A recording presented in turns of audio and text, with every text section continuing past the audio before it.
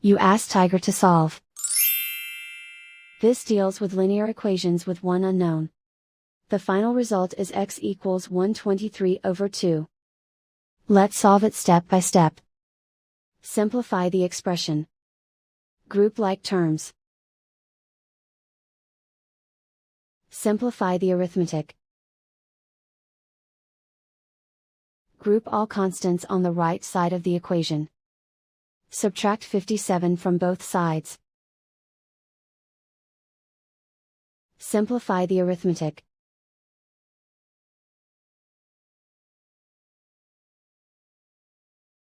Isolate the x. Divide both sides by 2. Simplify the fraction. And so the final result is x equals 123/2.